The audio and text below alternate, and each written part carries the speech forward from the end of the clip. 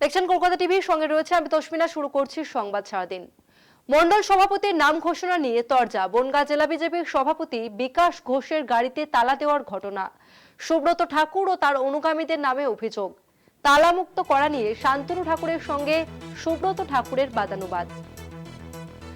মন্ডল সভাপতির নাম ঘোষণা নিয়ে তরজা। বনগাঁ জেলার সভাপতির গাড়িতে তালা দেওয়ার অভিযোগ।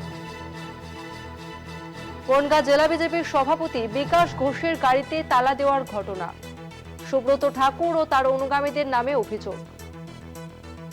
তালামুক্ত করা নিয়ে শান্তনু ঠাকুরের সঙ্গে সুব্রত ঠাকুরের বাদানুবাদ।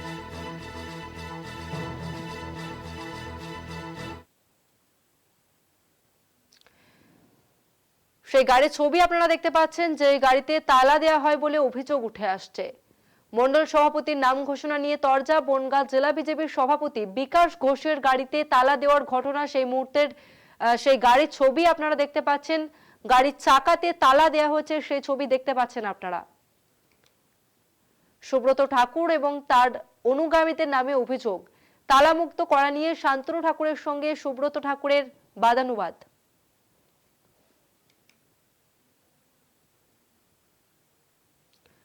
সুব্রত ঠাকুর এবং তার অনুগামীদের বিরুদ্ধে অভিযোগ উঠে আসছে তালা খোলা নিয়ে শান্তনু ও সুব্রত ঠাকুরের বাদানুবাদ।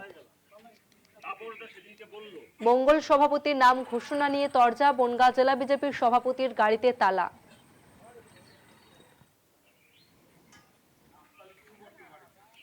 জেলার সভাপতির সঙ্গে এরকম ব্যবহার করা আমার মনে হয় না ঠিক।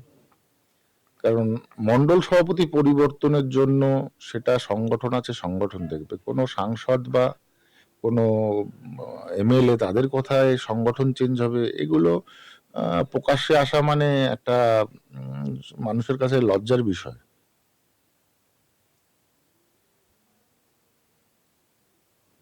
আমি এই বিষয় নিয়ে কোনো কথা বলবো না, যা বলার আমার সাংসদ সব বলে দিয়েছে। এটা টোটালটাই তো বিজেপির ব্যাপার। এরা তো কখন কি করবে তা তো বোঝাও যায় না। এবং বহুদিন ধরে তো দুই ভাইয়ের ভিতরে ছিল, এখন বাড়ির পরে কি নাকি এটা ওরাই সব থেকে বেশি ভালো বলতে পারবে। আমরা এটা দেখলাম যে প্রচুর চিল্লাচিল্লি হচ্ছিল ঠাকুর বাড়িতে, এবং সেটাকে নিয়ে হাতাপাইটার মতন অবস্থা, সেটা জানলাম আমরা, যেটা শুনলাম সেটাই। মন্ডল সভাপতির নাম ঘোষণা নিয়ে তরজা। বনগাঁ জেলা বিজেপির সভাপতি বিকাশ ঘোষের গাড়িতে তালা দেওয়ার ঘটনা। সুব্রত ঠাকুর ও তার অনুগামীদের নামে অভিযোগ। তালামুক্ত করা নিয়ে শান্তনু ঠাকুরের সঙ্গে সুব্রত ঠাকুরের বাদানুবাদ। সুব্রত ঠাকুর ও তার অনুগামীদের নামে অভিযোগ উঠে আসছে এবং এই ঘটনায় শান্তনু ঠাকুরের সঙ্গে সুব্রত ঠাকুরের বাদানুবাদ।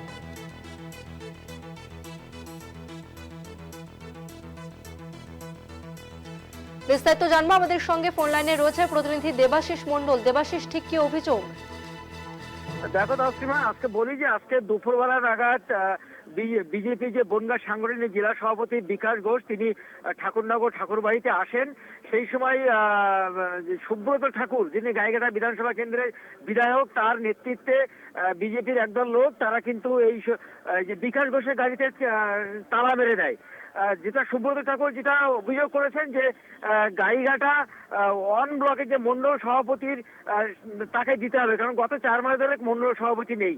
দীর্ঘদিন বলা সত্ত্বেও তিনি কেন মন্ডল সভাপতির নাম ঘোষণা করছেন না, এই অভিযোগ তুলে, এবং যে বিজেপি যে সভাপতি তার বিরুদ্ধে একাধিক অভিযোগ রয়েছে, আর্থিক দুর্নীতি সহ বিভিন্ন রকম অভিযোগ রয়েছে, সেই সমস্ত অভিযোগের ভিত্তিতে আজকে কিন্তু তার গাড়িতে তালা মেরে দিয়েছিল এবং বলেছিল যে ইমিডিয়েট মন্ডল সভাপতির নাম ঘোষণা করতে হবে। তো সেই মতো এরপরে সুব্রত ঠাকুরের সঙ্গে তার একটা বাদানুবাদ শুরু হয়, কারণ যেহেতু সুব্রত ঠাকুরের সঙ্গে শান্তনু ঠাকুরের, মানে তার ভাই কেন্দ্রীয় মন্ত্রী, তার সঙ্গে বাদানুবাদ শুরু হয়, যেহেতু তার ভাইয়ের কাছে এসেছিলেন ওই বিজেপির সভাপতি।